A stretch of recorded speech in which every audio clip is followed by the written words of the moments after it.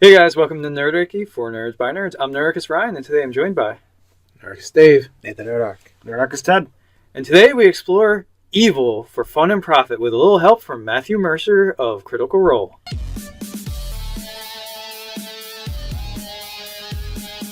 Jump down the description below where you can sign up for Nerdarchy, the newsletter. It's a great way to get gaming tips as well as learn how to game with us. So Matt Mercer did an excellent video on running evil campaigns, but it was a little bit more than that. And also curbing murder hobodom.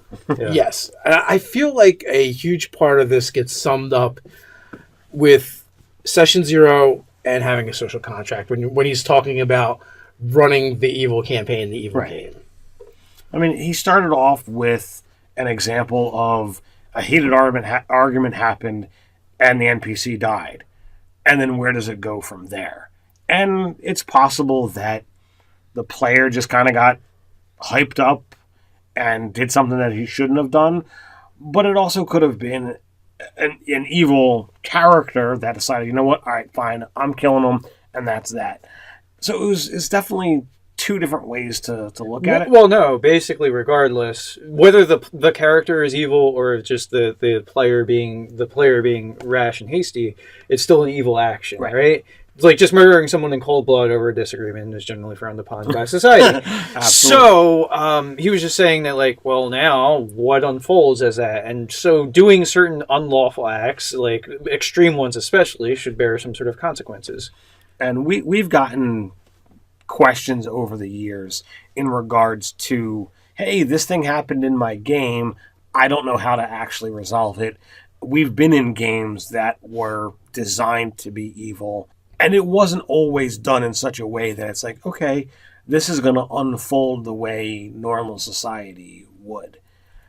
Because it's an adventure game. It's a story that's being driven by the players and the DM, and the DM didn't always say, okay, well, this happens. What is the ripple effect of that? Yeah, see, sometimes you do get that where the GM just like kind of hand waves it to get back to the said adventure. Or if you're playing a module, like, no, the module does not have any place where you go off the rails and go like set up your own duchy or something like that. So yeah, I guess I don't know exactly when the concept of murder hobo started. Well, so there is a movie from like maybe the 80s or something like that, 90s, called Hobo with a Shotgun, and the term murder hobo I think is actually derivative, whether many people know or not, directly from the film title Murder Hobo, because he was a hobo with a shotgun that went around shooting people.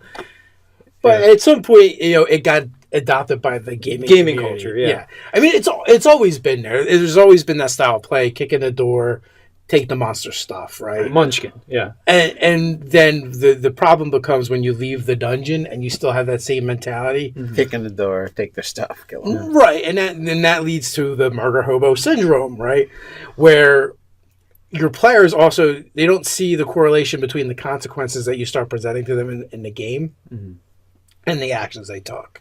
Well, I mean, that's kind of tip number one in his video is the consequences, that evil acts have consequences. And a lot of times murder hobos or the people who play that style don't understand. They're not accustomed. They're used to the video game where the AI isn't going to do dick about the fact that they just knifed a wife and 5 children or something. There is going to be town guard. There is going to be people that are going to investigate that. And technically, if you take care of everything in the biggest possible circle, no, there won't be any ramifications from it. But how big is that biggest circle? You have to scheme real hard to make that happen. So it's like, all right, well, I got to take out that guy, then I got to take out the town guard. Well, then I got to take out the kingdom. Well, are they allies with the kingdom over there? Or can I pin it on the other kingdom and start a war and profiteer and then sell things to both sides? How many meteor swarms do I have that I can cast today? That's really what it comes down to. Because I'm going to need a lot of them. So, like, there is always the next step in that chain, or the next link in the chain, I should say. And people don't think about that, or some people don't think about it. Well, I would say that you get inexperienced GMs, I think, get stuck with this a lot. Where it's just like, they just started killing my characters. I don't know what to do because I have points for these NPCs to say, or or do or act, or they're going And to they're be not going to say it except for Beyond the Grave with a speak with death spell. Yeah. Yeah. It's like this was a hook, and they killed him, and this guy was supposed to sell him this thing that they were supposed to open up another quest, and they killed him. Well, when the players go down that road, it's very obvious to say, okay, well, let's bring in a town guard. Town guard's going to eventually investigate.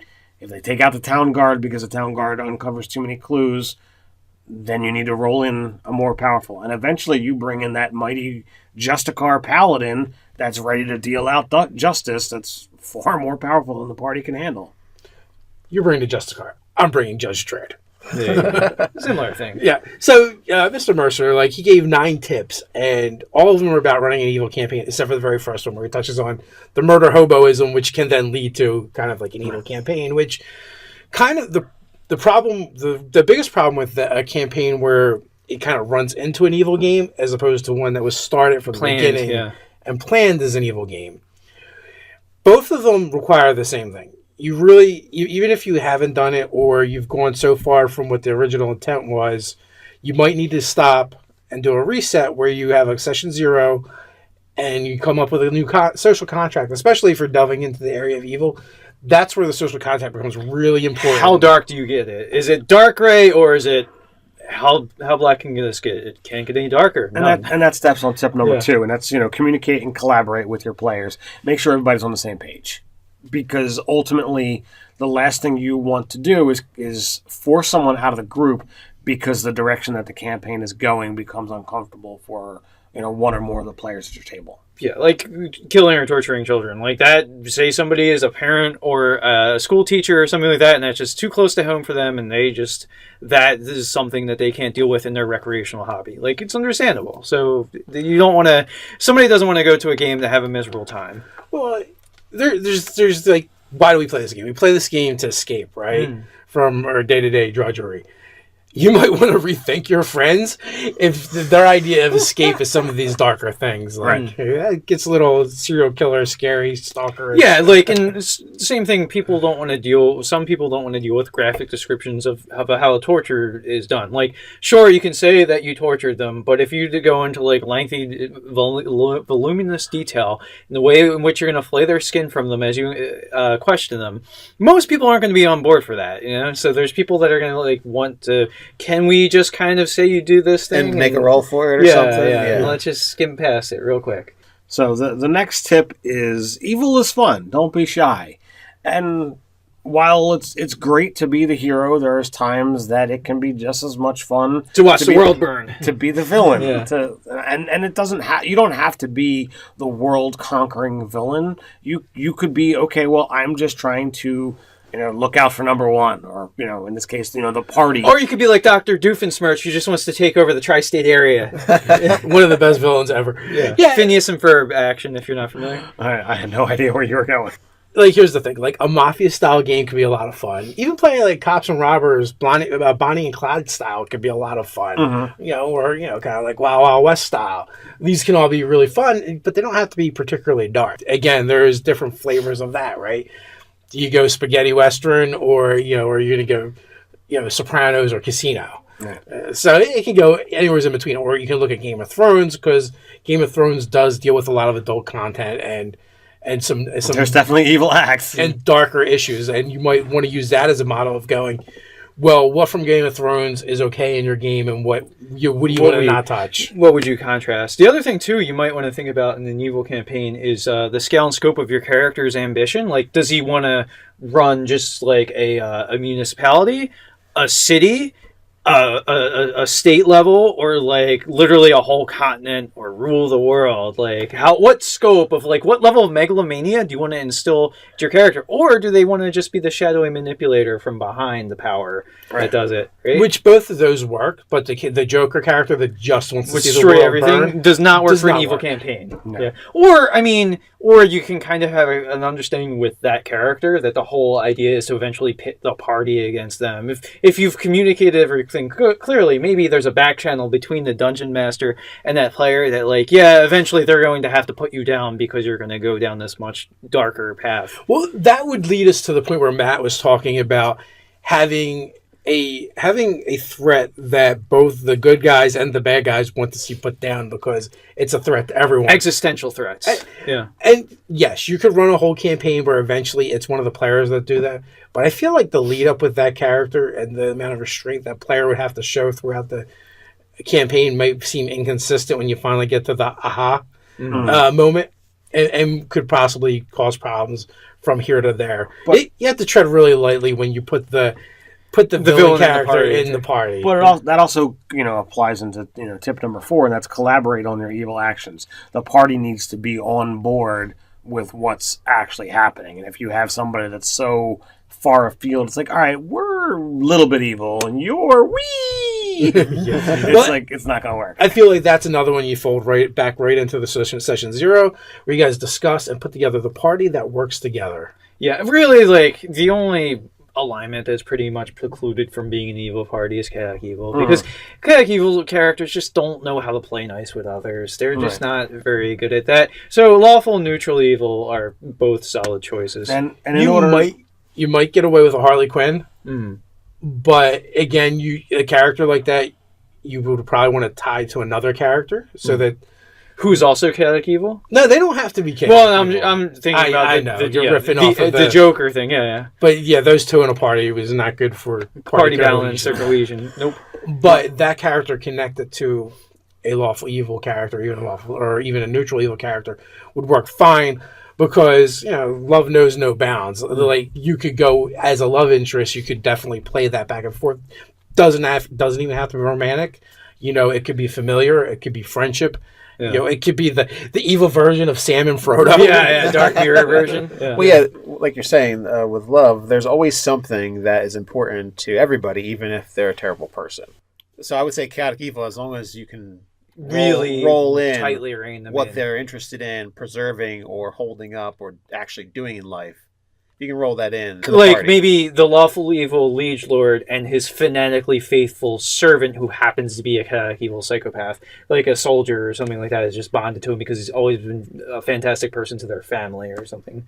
So this to this one person, he's lawful good. It's kind of like Thrycreen. Yeah, Thrycreen are like always lawful good to their clutch. Yeah, everybody in the clutch, we're all lawful good. Everybody else, they're like things. They're not really people. But in order to have sustainability, you actually have to have times that there is not evil going on, and that's tip number 5. Is you have to create a buffer zone of evil actions, so that all right, there's times that you're doing evil, but then you have these zones of not evil that you're doing. Because if you're constantly doing evil, then it's just going to spiral out of control, and the goodly things of the world are just going to track you down and kill you. I just heard evil. No, I totally agree, and Matt's right. By buffer zone, you can't be doing evil for evil's sake. If you're playing in an evil campaign, when you're doing these things, there should be a rhyme to your reason. There should be an agenda. Yes. Yeah. There should be a thing that you're like, I did this evil act because it furthers my goal of doing X, and not just like stealing the candy from the orphan whelp that's on the street in plain view of the townspeople. Yeah, I think it's hard for people because they're not evil to identify with doing something really terribly wrong for supposedly the right reason. Like, I'm sure many people have had that flash of a thought of like the thing that they think they could get away with and they could do, but they choose not to.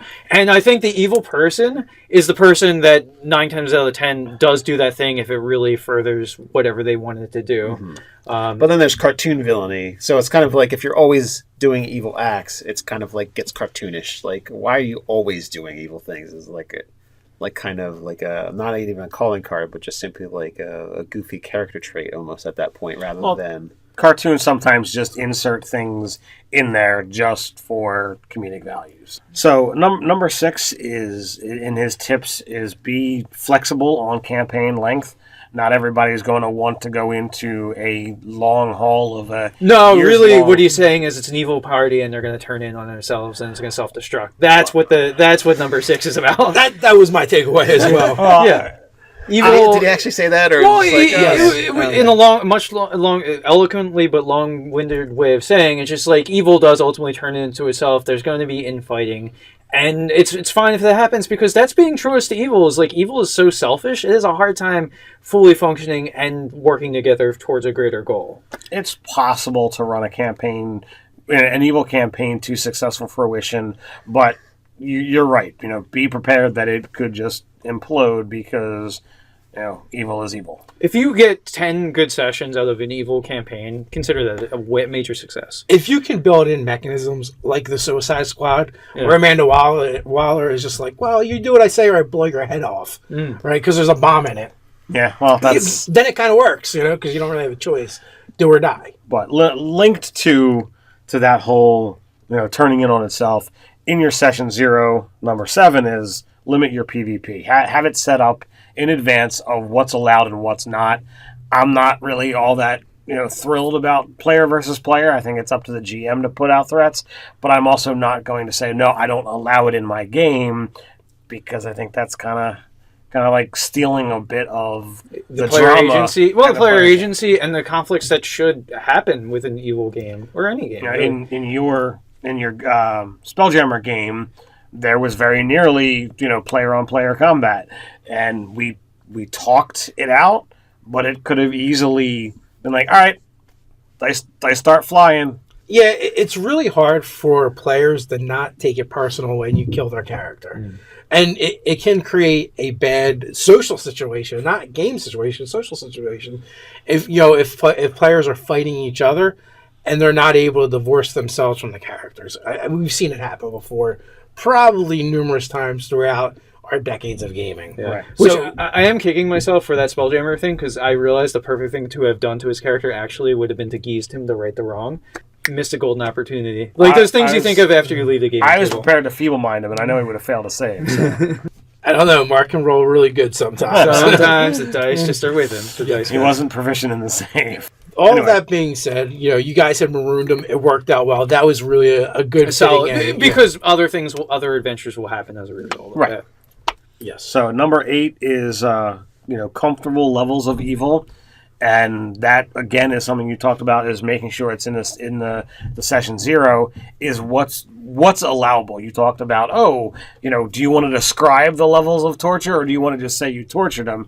Some people are not comfortable with very descriptive, or there's a push button or a sensitive topic. Triggers. So if you avoid those, you're going to have a more enjoyable game. Well, and there are certain things that are just more taboo to bring into your gaming table than others. And so, like the comical, like launching a fireball at the orphanage, as long as you're not like graphically describing it, like maybe some people are okay with that.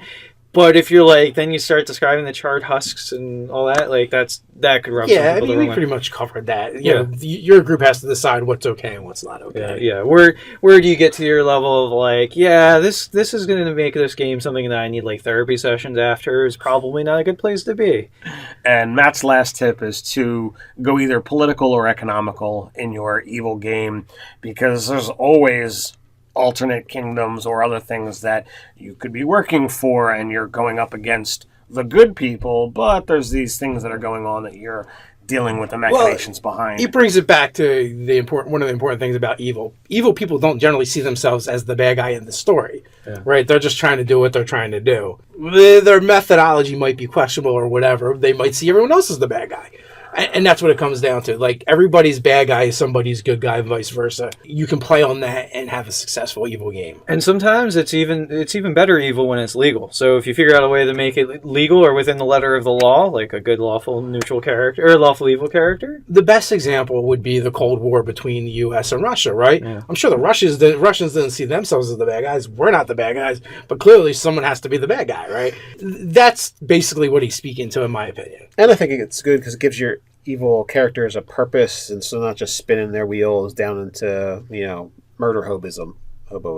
Right. If there's a deeper logic, then you're as far removed away from murder hobo. Yeah, get them towards the machinations of overthrowing areas or kingdoms and things like that, rather than just offing people. Just cause. So all in all, once again, Matt Mercer produces some great quality content, some good tips there.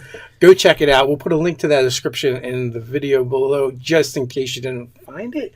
But I'm thinking you probably watched it by now. Come on, it's freaking Matt Mercer. While you're at it, guys, leave us your comments, your thoughts in the comments below. Like, share, and subscribe. Check us out over at nerdarchy.com. While there, don't forget to check out our store. You can also find us over on Facebook. So until next time, Stay nerdy.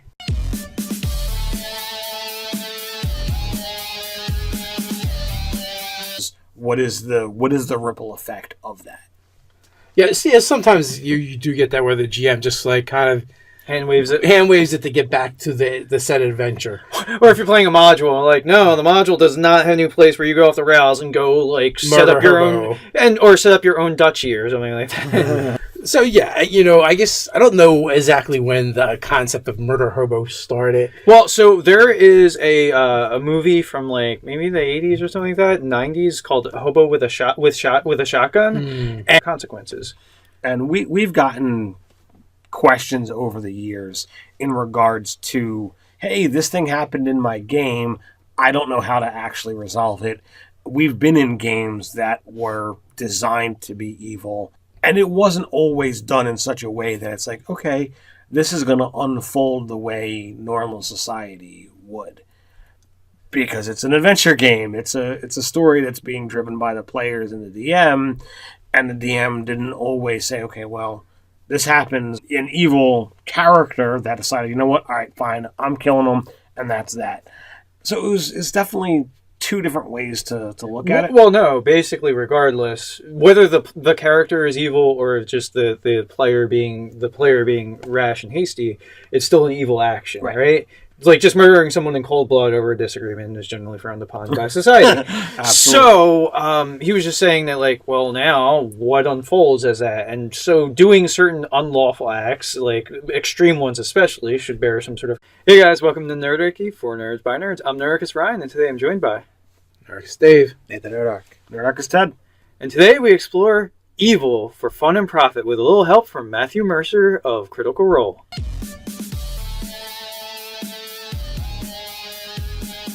Jump down the description below where you can sign up for Nerdarchy, the newsletter. It's a great way to get gaming tips as well as learn how to game with us.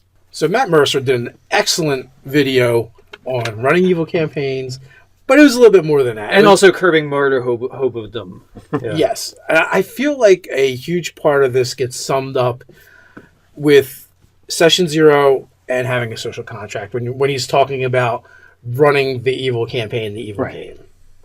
I mean, he started off with an example of a heated argument happened and the NPC died. And then where does it go from there? And it's possible that the player just kind of got hyped up and did something that he shouldn't have done. But it also could have been an